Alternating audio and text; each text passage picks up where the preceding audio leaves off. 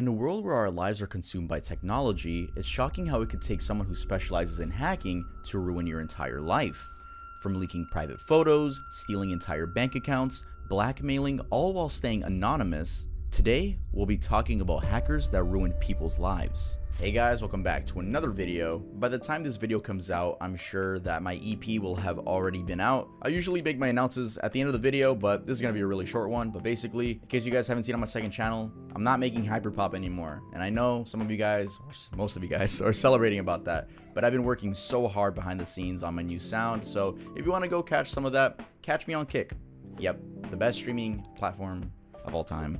I'm just kidding. I don't know if it is. But yeah, I've been streaming on Kick, and it's the first link in the description if you guys want to check it out. And we also have a new collection at earldoesn'texist.com. We have the Munchies collection. So if you guys want to go support Earl, you can buy something from there.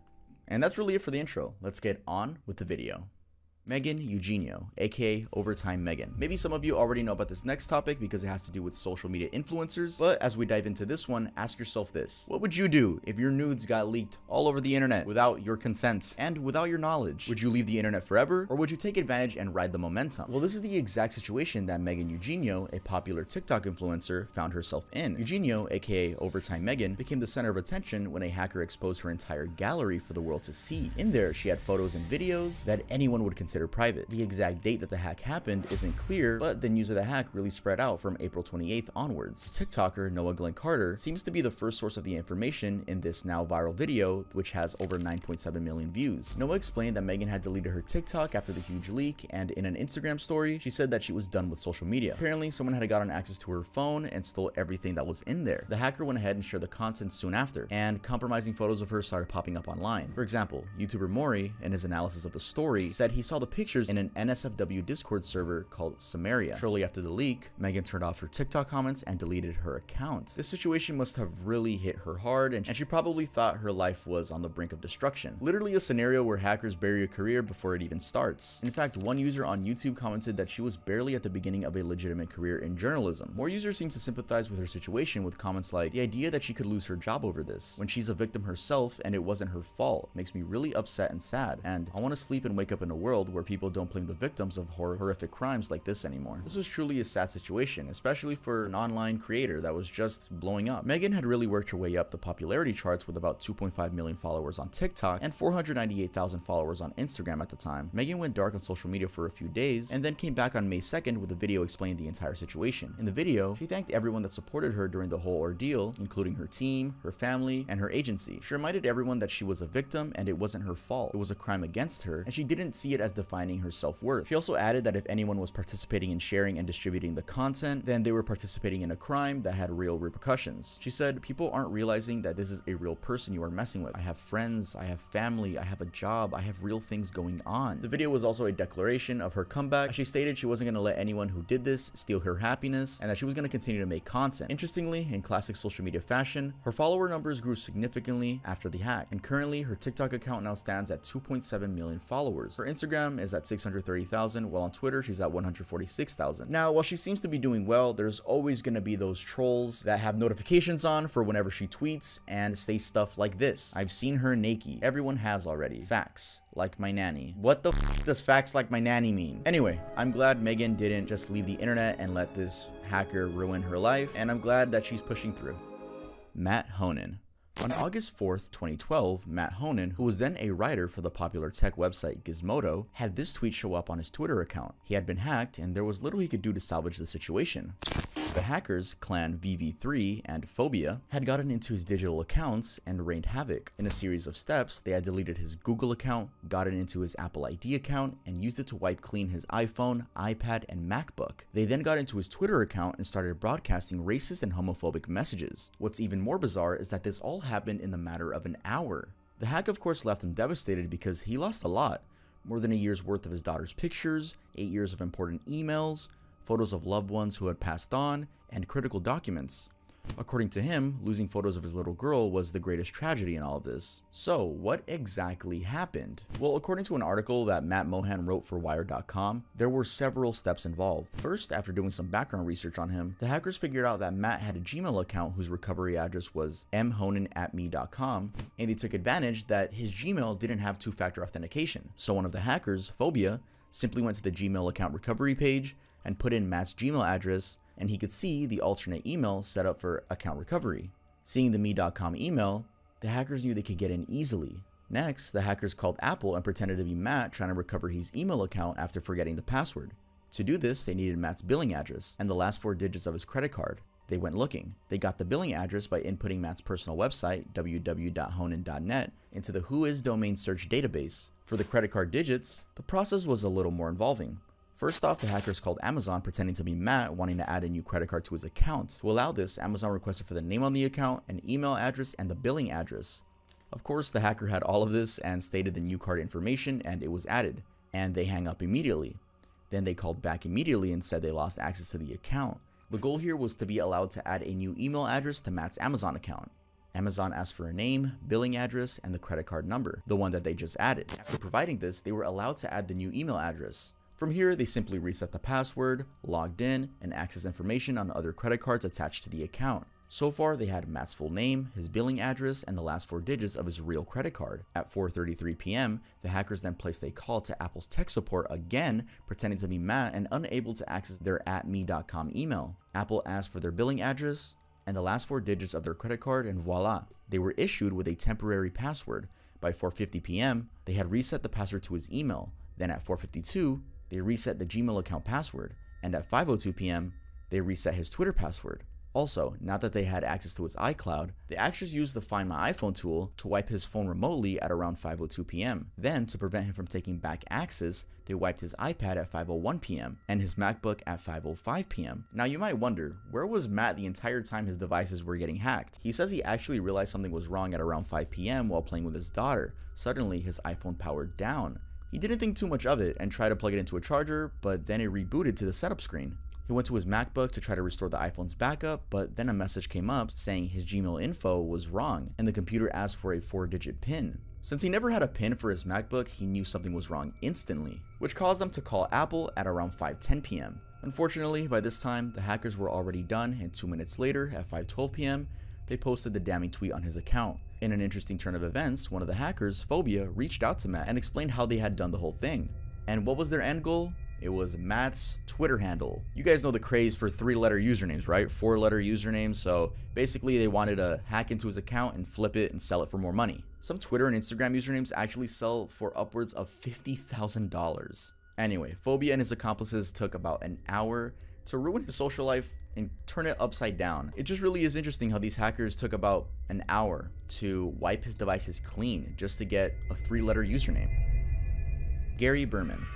Gary Berman's story is pretty insane because it shows how much damage a really competent hacker can cause to a small company. While doing a podcast interview for Cybersecurity Dispatch, Berman narrated how he ended up closing down his company because he got hacked and clients were being stolen and redirected as he watched. This happened around 2003 when most people weren't aware of the online world, let alone having the skills to navigate it properly. Berman ran a small telecommunications company that had clients like AT&T, Coca-Cola, and Procter & Gamble. He was doing well and even sold a 49% stake in this company to WPP Group, a really large globally acclaimed communications firm. Now, the problem started when he stepped away from the firm for about 6 months due to a knee injury. During this time, sales began to decline, and he thought it was because he was away. But he just didn't know that he had been hacked, both digitally and operation-wise. Turns out that 2 insiders were working with a brilliant programmer to steal clients and tarnish the firm's reputation. The programmer had cloned the entire company's website and created a server that acted as a middleman in all the communications going in and out of the company. Any phone call that would come in, for instance, would get redirected to their cloned company. Also, physically in the office, the insiders were working on projects under Berman's name without him even knowing it. Anyway, one of the bizarre moments he recalls is when a client called about a PowerPoint presentation of capabilities that Berman had apparently sent her. She said, "Isn't this from your company?" And as he looked over, he realized his juniors were trading deals in secret. Also, the sabotage included a scenario where the hacker sent a PowerPoint presentation pitching for work and signed off with an expletive. Instead of ending with, quote, "thank you," the hackers changed it to "fuck."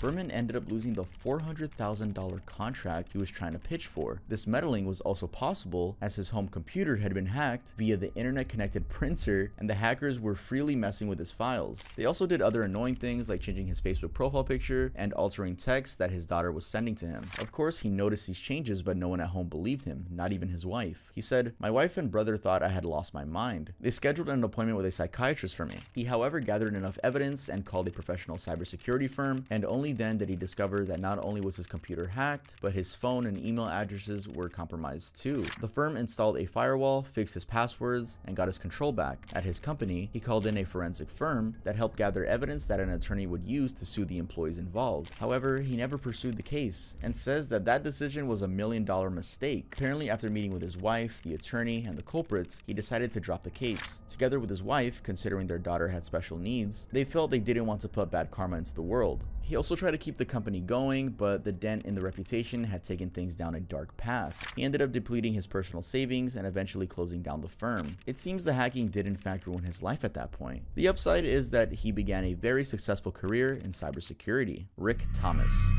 Have you ever heard of Ashley Madison? Well, hold on tight, because in this story, you'll learn how this very popular dating and social networking site got hacked and screwed up the lives of many married men. As I already mentioned, Ashley Madison is a dating and social networking site. It's based in Canada, but available in many markets, including the US. And no, it's not like Tinder, it's worse. For example, the first thing you'll notice on their website is the brand tagline, "Life is short, have an affair." They literally offer an opportunity for people to cheat on their partners discreetly, and while at it, they have very convincing descriptions of their service. For example, the statement, "Did you know infidelity is emotional while adultery is physical?" And "Meeting someone at work or friends is too risky when discretion is your #1 concern, and the old taboos are frowned upon." All these are right on their homepage. Now that you know what the company's about, let's move on to the hack. Back in August of 2015, Ashley Madison got breached, and the hackers put out personal information of about 32 million people that had signed up for the service. These details included names, emails, and physical addresses. This data was contained in a 9.7 gigabyte sized file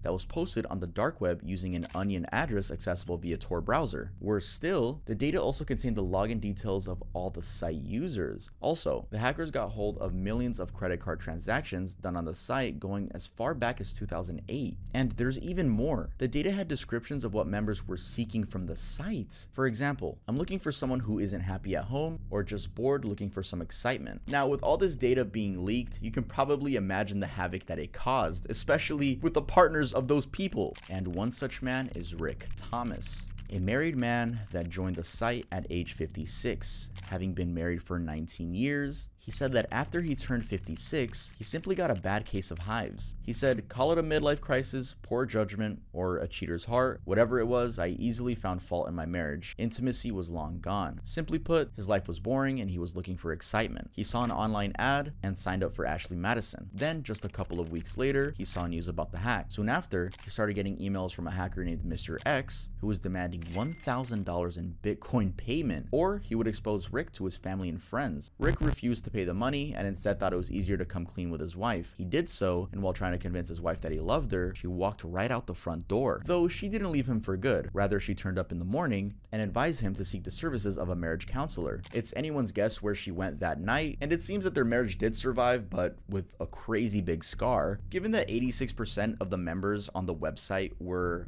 men, obviously not everyone got back together with their wife. I don't even know why she got back together with him. I guess the 19 years being together, whatever. But I think it's a safe bet to say that those hackers ruined a bunch of marriages. Though it wasn't really the hackers, it was the men themselves. But you could say the hackers did a really good thing here. Yeah, that's just a really interesting story on the list. Let's move on to the next one. Dr. Craig Wright. This next hack takes us into the heart of cryptocurrency. This is one of those cases where a hack has a chain reaction that causes havoc in other people's lives. In this case, the lives of several crypto developers. First, let's go over the hack. On Saturday, February 8th, 2020, Dr. Craig Wright, a very well-known figure in the crypto world, saw 3 transactions transferring Bitcoin out of a wallet. 2 of these transactions were substantial. This was alarming because first, he stored his private wallet keys in his home computer in Surrey, England, and second, his computer had confidential information investigation relating to 2 other digital wallets containing roughly $4 billion. These other 2 digital assets are a pretty important part of this story, so let's briefly cover them. What are they? Well, they are 2 Bitcoin addresses, one fee X and 12IB7. They were held under Dr. Wright's company, Tulip Trading, and contained about 111,000 Bitcoin, worth approximately $4 billion as of 2021. While the origin of these many coins is a debated issue, Dr. Wright insists he bought them as an investment as far back as 2011. Now, having these valuable assets in one's possession, it's very easy to understand why Dr. Wright kept access to them stored locally on his computer. This is a smart move in the crypto space because it's almost impossible to hack an offline computer in your home. In this case, he stored the keys in encrypted files, which were inside a password-protected RAR file. He even used something called algorithmic masking as an added layer of protection. Still, hackers got into it and took off with the RAR file, 37 gigabytes of other files, about 50 white papers, 1.1 million pounds of Bitcoin SV, and 0.333 Bitcoin. Now, if you understand how crypto works, then you know that if someone steals something like a flash drive and it has your wallet key, then you're fucked because you lose access to whatever was in your wallet. This is why Dr. Wright's hack was really bad, because when the RAR file was stolen, he lost access to the 1FX and 12IP7 addresses and hence his $4 billion. Immediately after the hack, he notified the police. While there's no definitive answer as to how the hackers got in, Dr. Wright believes they did so via a wireless router that was mysteriously planted in his home. He said, "I believe it must have been planted there by the hackers, either when tradesmen were in our home or by breaking in."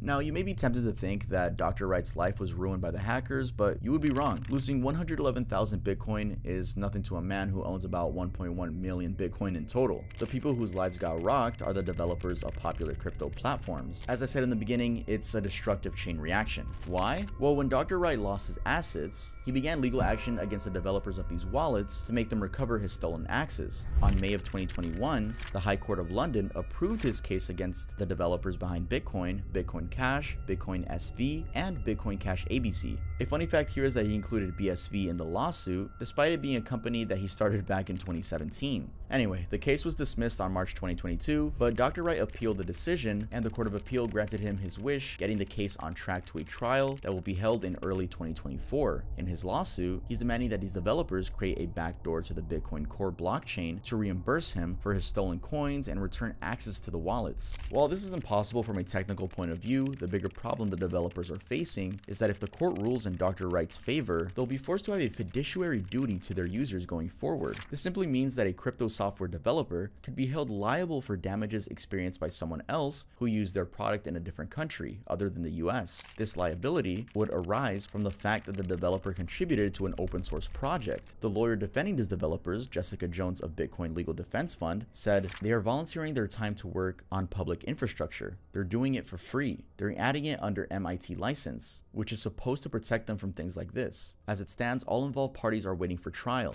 But what do you think based on the facts? Is Dr. Wright ruining the lives of open source developers in the crypto world?